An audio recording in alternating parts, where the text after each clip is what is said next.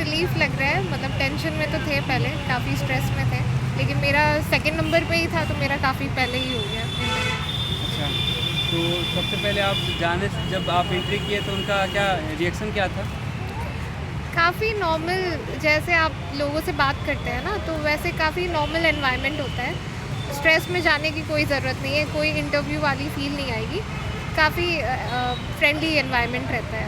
अच्छा, क्या क्वेश्चन पूछे जा रहे थे? सबसे पहले क्या क्वेश्चन पूछा गया आपसे? मेरे से सबसे पहले क्वेश्चन था कि आपने ग्रेजुएशन किस चीज़ से किया है और कब किया है, तो पहला क्वेश्चन यही था। और मेरे से मैक्सिमम उन्होंने फैक्चुअल कम पूछा, फैक्चुअल पूछा ही नहीं, सिचुएशन बेस्ड था, एनालिटिकल क्वेश्चंस थे। क्योंकि मैं 67 में सिलेक्टेड थी तो मेरा क्वेश्चन मोस्टली यही था कि मतलब आपको कौन सा सर्विस मिला है और उसी से रिलेटेड उन्होंने जैसे पूछा है। क्वेश्चन बता सकती हैं क्वेश्चन? जैसे एजुकेशन से रिलेटेड तो उन्होंने सावित्रीबाई फूले के बारे में पूछा, पहला गर्ल्स स्कूल, उसमें वो पूछा।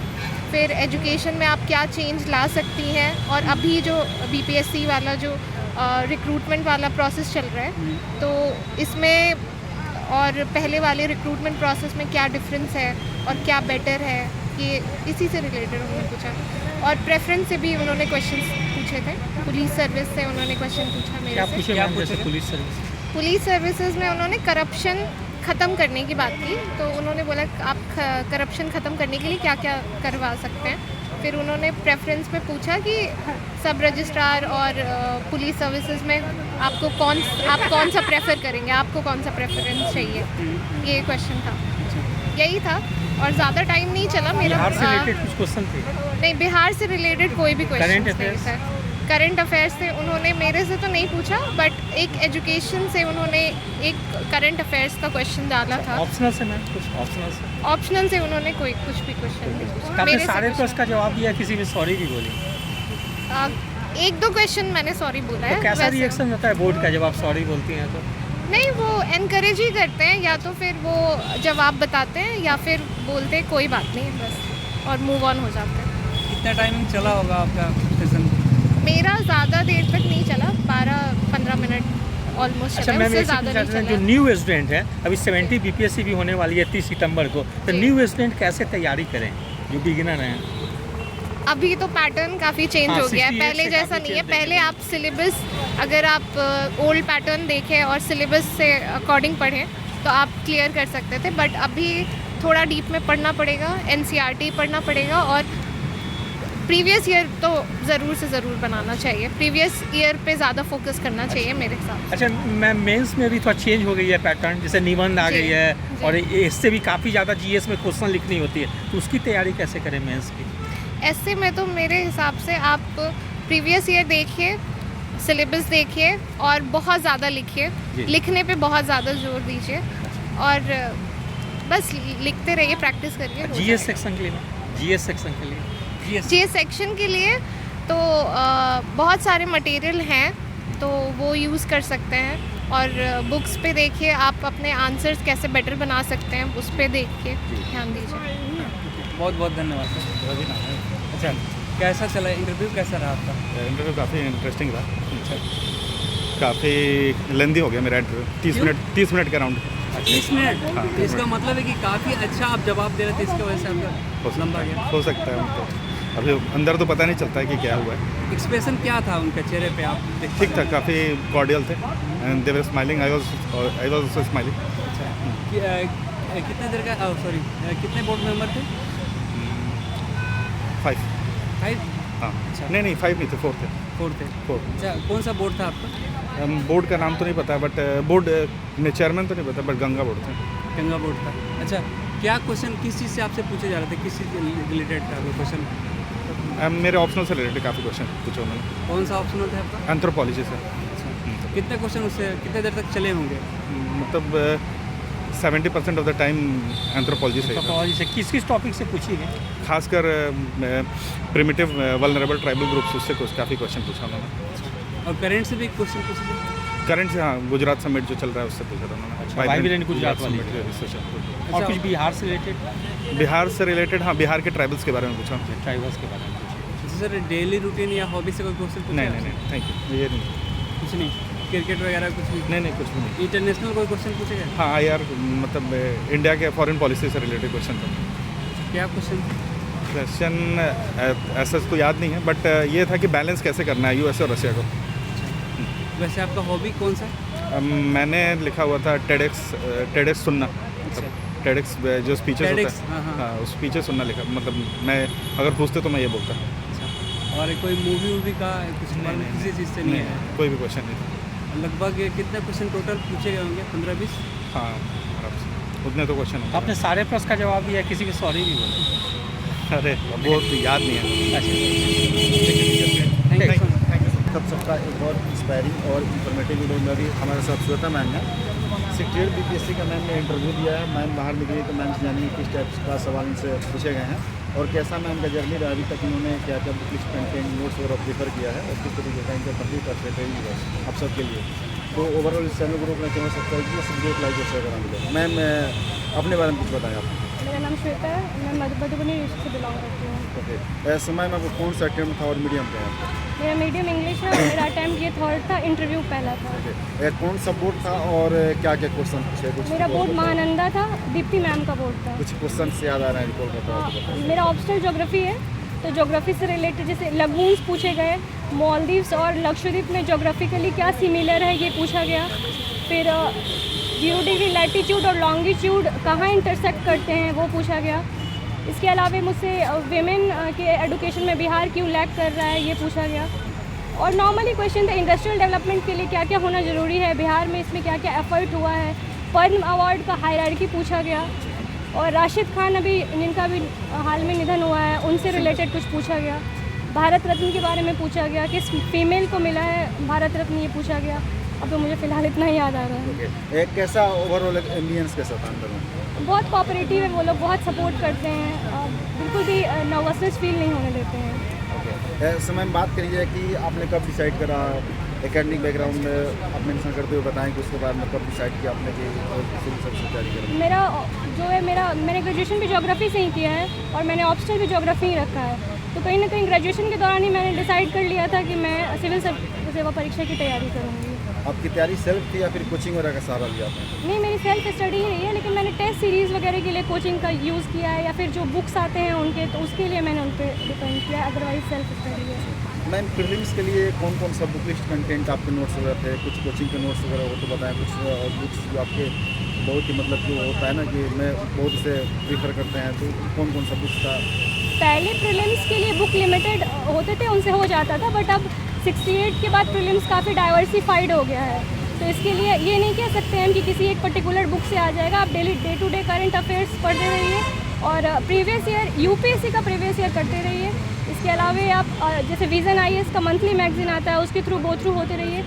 और मतलब इस बार का पीटीएफ बहुत ज़्यादा डाइवर्सिफाइड हो गया, तो अब किसी भी एक जगह पे आप टिक के नहीं रहते कि इसी से हो जाएगा। अलग अलग आपसे सब्जेक्ट मटेरियल पढ़ना होगा।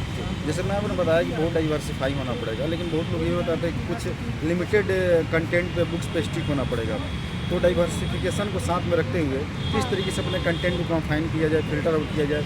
मार्केट में जाने बहुत सारे नोट्स और सारी बुक्स बिकती है दुकानों पे, तो किस तरीके से उसको सिलेक्टिव होना पड़ेगा स्टूडेंट्स को? नहीं, नोट्स पे ज़्यादा मेरे हिसाब से डिपेंडेंट होना, आप सेल्फ नोट बनाना ज़्यादा बेनिफिशियरी है। आपको अलग अलग जगह से कंटेंट मिले, आप उसको एक साथ इनकलकेट करके अपना एक अलग से नोट्स तैयार कीजिए, उसको पढ़ना मेरे हिसाब से ज़्यादा बेनिफिशियल है। नोट्स बनाने के सब नाम ये नोट्स बनाना कब सही माना जाए? जैसे कि एक रीडिंग के बाद, सेकंड रीडिंग के बाद, थर्ड रीडिंग के बाद, और नोट्स बनाने का बेसिकली तरीका क्या होना चाहिए? पैराग्राफ, बुलेट पॉइंट, किस तरीके से नोट्स? एक्चुअली मैं अपना बताऊं तो मैंने तो नोट्स भी नहीं बनाया है, लेकिन अगर आपको जिसमें कंफर्टेबल हो, अगर आप पैराग्राफ में कंफर्टेबल हैं तो पैराग्राफ में लिखिए, अगर आप बुलेट्स में कंफर्टेबल हैं तो बुलेट पॉइंट में लिखिए। आपके कंफर्टेबल के ऊपर है ये पूरा। जी, एक करेंट अफेयर्स मैम क्वेश्चन को कैसे कवर किया जाए? जैसे कि अब इंटरनेशनल कुछ इशू के भी क्वेश्चन पुटअप किए जा रहे हैं प्रीलिम्स पेपर में, तो उसको कवर करने के लिए किस तरीके से ब्रॉड हुआ जाए? करंट अफेयर्स के लिए मेरे हिसाब से विज़न का मंथली मैगजीन उसको देखना चाहिए। इसके अलावा पेपर को डेली पढ़ना चाहिए, मतलब 10 मिनट ही, लेकिन डेली पेपर के थ्रू गो थ्रू होते रहते हैं, करंट अफेयर्स उससे कवर हो जाएगा। कौन सा पेपर? कोई भी जो आप पढ़ते हो, इंडियन एक्सप्रेस पढ़ सकते हैं, द हिंदू पढ़ सकते हैं, जो भी आप पढ़ या दैनिक जागरण, हिंदुस्तान, आप जिस मीडियम के हो, आप जो प्रेफर करते हो आप वही पेपर पढ़ सकते हो। मैम प्रीलिम्स और मेंस का सेपरेट प्रिपरेशन करना चाहिए या फिर इंटीग्रेटेड वे में करना चाहिए, इस पर आपकी क्या राय है? नहीं, इंटीग्रेटेड ही करना चाहिए, क्योंकि अभी तो प्रीलिम्स के बाद बिल्कुल टाइम नहीं मिल रहा है, तो इंटीग्रेटेड तैयारी ही रखना चाहिए प्रीलिम्स और मेंस की। अभी 70th प्रीलिम्स होने वाला है 30 सितंबर को, अब 8 साढ़े 8 में जो समय बचा हुआ है, इस समय में स्टूडेंट किसी भी ज़्यादा फोकस कर सकता है? अभी जो टाइम, अभी तो काफ़ी टाइम है, तो मेरे हिसाब से इस टाइम को मेंस के लिए यूटिलाइज़ करना चाहिए, और फिर जब 2 महीने बाकी रह जाए तब फिर प्रीलिम्स पे फोकस करना चाहिए, और इस बीच में आप पेपर पढ़ते रहिए, मंथली मैगजीन पढ़ते रहिए। मेंस का पूरा अप्रोच मैंने बताया किस तरीके से हो, क्योंकि अब शॉर्ट्स क्वेश्चन बहुत आ रहे हैं, टाइम टेकिंग अब हो रहा है, तो टाइम मैनेजमेंट में सबसे ज़्यादा इंपॉर्टेंट हो जा रहा है, तो मेंस में कैसे बेहतर हुआ जा सकता है? टाइम बॉन्डनेस बहुत ज़रूरी है मेंस में, क्योंकि मेंस अब ऑल अबाउट आपका टाइम आप कैसे मैनेज करते हैं, क्योंकि शॉर्ट आंसर को और लॉन्ग आंसर को टैकल करना बहुत मुश्किल होता है। तो मेरे हिसाब से सबसे ज़्यादा टाइम बॉन्डनेस ज़रूरी है। अगर आप टाइम से अगर आप क्वेश्चन को कंप्लीट कर लें, अगर शॉर्ट आंसर क्वेश्चन है तो आप उसको कोशिश कीजिए 4 से 5 मिनट में कंप्लीट करने का, और लॉन्ग आंसर क्वेश्चन को भी 10, 12 मिनट, 15 मिनट तक मैक्सिमम उसको कवर कीजिए, तो फिर आप जो मेंस का मैम क्वेश्चन आंसर होता है उसको कैसे इंग्लिश किया जाए, उसमें क्या क्या चीज़ें डाला जाए, उस आंसर में तो बहुत बेहतरीन है, उसको आंसर माना जा सकता है। मेंस के आंसर को आप डेटा के थ्रू इनरिच कर सकते हैं, आप मेंस मैप्स के थ्रू, डायग्राम्स के थ्रू उसको इनरिच कर सकते हैं, या फिर उससे आईआर से रिलेटेड इवेंट से उसको जोड़ के उसके आंसर को आप इनरिच कर सकते हैं। ऐसे मैम पहली बार 68 में इंट्रोड्यूस हुआ, जिसको आपने भी दिया हुआ, तो ऐसे के लिए अब किस तरीके से तैयारी करना चाहिए स्टूडेंट्स को? कुछ बुक्स ऐसे नोट्स, कुछ कंटेंट आप सोच करना चाहो, जिस 70th मेंस देंगे उनके लिए क्या होगा? एसी के लिए पर्टिकुलर बुक तो पता नहीं, लेकिन आप एसी के थ्रू वही है जो आप डेली पेपर पढ़ते हैं, वही आपके में वो राइटिंग एबिलिटी वो आती जाती है, तो ऐसे, और उसके लिए कुछ जो ग्रेट पर्सन है उनके थॉट्स वगैरह को अपने साथ कलेक्ट करके रखना चाहिए, ताकि वो आपको एसी को इनरिच करने में आपका हेल्प कर सके। मैम की मोटिवेशन वगैरह को हैंडल करने का कुछ बेसिकली तरीका स्टूडेंट्स क्या फॉलो कर सकता है? हो सकता है शायद आपने भी फील किया हो, क्या होना चाहिए? नहीं, मोटिवेशन नहीं, सेल्फ मोटिवेट होना पड़ेगा। दूसरे के मोटिवेशन से मुझे नहीं लगता है कि कोई भी मोटिवेट हो पाता है, अंटिल आपकी अपने अंदर का सेल्फ मोटिवेशन आपको मोटिवेट करे। आपने सेल्फ मोटिवेशन का नाम लिया तो मुझे एक और क्वेश्चन याद है, सेल्फ डाउट की बात होती है। जब आप कोई भी चीज़ पढ़ते हो तो होता है कि मुझसे याद नहीं हो रहा है, या फिर एग्जाम में आएगा कि नहीं आएगा, तो सेल्फ डाउट जो होता है ना, तो उसको कैसे कमांड करे स्टूडेंट्स जो सेल्फ डाउट उनके मन में चलता रहता है? सेल्फ डाउट तो आप खुद से ही उसको सॉल्व कर सकते हैं। अगर आपको ज़्यादा डाउट होने लगे तो फिर आप उससे रिलेटेड अपने फ्रेंड्स के साथ उसको डिस्कस कीजिए, उसका जो सॉल्यूशन है उसको फाइंड आउट कीजिए, और अगर आपको सच में लग रहा है कि किसी पर्टिकुलर पोर्शन पे आपको मेहनत करने की ज़रूरत है तो उस पर आप मेहनत कीजिए, इसी से आपका सेल्फ डाउट दूर होगा। लास्ट आपका मैसेज? सर आपका नाम क्या हुआ? प्रशांत कुमार। अच्छा, किनके बोर्ड में था? दीप्ति मैम का। दीप्ति मैम, महानंदा नदी। अच्छा, महानंदा। किस टाइप के क्वेश्चन पूछेगी मैम? जनरली मतलब जो ऑप्शनल था उससे करंट अफेयर, और फिर एजुकेशनल बैकग्राउंड में जो बीटेक का इलेक्ट्रिकल इंजीनियरिंग उससे था। अच्छा, वो था बीटेक था आपका इलेक्ट्रिकल इंजीनियरिंग। अच्छा, मैं ये ऑप्शनल से क्या पूछेगी? ऑप्शनल में टीपू सुल्तान के बारे में था, फिर अकबर और अशोक महान क्यों थे, फिर अच्छा। टीपू सुल्तान और क्या किए, फिर बौद्ध धर्म से एक क्वेश्चन था। अच्छा, क्या था बौद्ध धर्म से? जैसे बौद्ध धर्म में वही मतलब अशोक से रिलेट करके था, उसमें ही कि अशोक ने बौद्ध धर्म अपनाया तो उससे कहाँ विकास किया, अच्छा। क्या क्या किए उसके लिए। अच्छा, वो पूछेगा। जी। करंट से रिलेटेड कुछ क्वेश्चन थे? करंट में वही जो 3 बिल आया ना, भारतीय दंड संहिता वाला, अच्छा अच्छा, उससे रिलेटेड था। अच्छा उससे था। और कुछ बिहार से रिलेटेड क्वेश्चन? बिहार में मेरा इलेक्ट्रिकल इंजीनियरिंग था, तो उससे वही मतलब स्मार्ट प्रीपेड मीटर के बारे में बताया। अच्छा, ये भी पूछा प्रेजेंट समय आप जॉब में हैं या कुछ ऐसा कुछ? जी जी, वो भी पूछे। आप जॉब में हैं अभी? जी नहीं। उससे अच्छा नहीं है, तो फिर पूछे नहीं कि इंजीनियरिंग करके इधर क्यों आना चाहते हैं? नहीं पूछे नहीं, मतलब मैम ने खुद ही बोल दिया कि आप अधिकतर लोग बीटेक करने के बाद इधर मूव कर रहे हैं। अच्छा अच्छा, सर आपने सारे प्रश्न का जवाब दिया, किसी पे सॉरी भी बोले? एक प्रश्न था जिस पे सॉरी, बाकी के सबका जवाब। जैसे कौन सा प्रश्न? क्वेश्चन था वहाँ पे महात्मा गांधी और अम्बेडकर के विचारों में को भिन्नता के बारे में पूछ रहे थे कि अच्छा। दोनों में क्या क्या डिफरेंस है। अच्छा, तो जब सॉरी बोलते हैं तो कैसा बोर्ड का रिएक्शन रहता है? नॉर्मली रहता है। अच्छा अच्छा सर, जैसे न्यू स्टूडेंट अभी तैयारी करेंगे 70 बीपीएससी के लिए, तो वो लोग तैयारी कैसे करें? 68 से पैटर्न काफ़ी चीज़ देखने को मिली, तो जो न्यू स्टूडेंट है वो किस ढंग से तैयारी करे, कौन सा तैयारी का बेसिक फंडा अभी जितना भी जो भी एग्ज़ाम हो रहा है सारा मतलब इन NCERT बेस्ड पे हो रहा है, तो NCERT अगर बढ़िया से कर लेते हैं और फिर करंट का वेटेज भी अच्छा खासा रहता है, तो मिला के सब अच्छा ही चला जाएगा। आपके अनुसार करंट कहाँ से पढ़े सर? करंट भी काफ़ी जो है डाइवर्सिफाई पूछी जाती है। करंट के लिए आप रेगुलर बेसिस पे न्यूज़पेपर पढ़िए। जी। ये सर, और उस पर जो भी मतलब नेशनल इशू है, जो ज़्यादा मतलब विवादित मुद्दा है, उस सब को पढ़िए। और जो मतलब इनोवेशन हो रहा है उस सब पे ज़्यादा फोकस कीजिए। अच्छा सर, जैसे साइंस से भी प्रश्न जो होते हैं कुछ थोड़ा सा काफ़ी डिफिकल्टी लेवल हाई रहती है, उसको कहाँ से तैयारी करें? साइंस में सर एनसीईआरटी का बहुत ज़्यादा यूज हो रहा है, तो मतलब साइंस के लिए तो एनसीईआरटी बेस्ट है। किस क्लास तक पढ़ लें एनसीईआरटी जो हेल्प करेगी? सर 6 से 12 तक के मतलब जो भी है वो हेल्प करेगी। अच्छा सर, जैसे कि मेंस में भी पैटर्न काफ़ी देखने को चेंज मिली है, अब ज़्यादा क्वेश्चन पूछी जा रही है, नंबर ऑफ क्वेश्चन की संख्या बढ़ गई है, तो उसकी तैयारी कैसे करेगी क्वेश्चन छूटे नहीं? क्वेश्चन नहीं छूटे इसके लिए तो प्रैक्टिस ही करना पड़ेगा। प्रैक्टिस के अलावा कोई उपाय नहीं है इसका। जितना आप आंसर राइटिंग कीजिएगा, स्पीड बनेगा, आप पूरा क्वेश्चन अटेम्प्ट कर पाएंगे। अगर स्पीड नहीं रहेगा तो आपका क्वेश्चन छूटेगा। फिर निबंध के लिए सर? निबंध के लिए तो आपको मतलब न्यूज़पेपर का जो भी है, आप वहाँ पे आता है आर्टिकल जी, उसको पढ़िए। फिर बहुत सारे जो भी पुस्तक इसके लिए है उसको पढ़िए।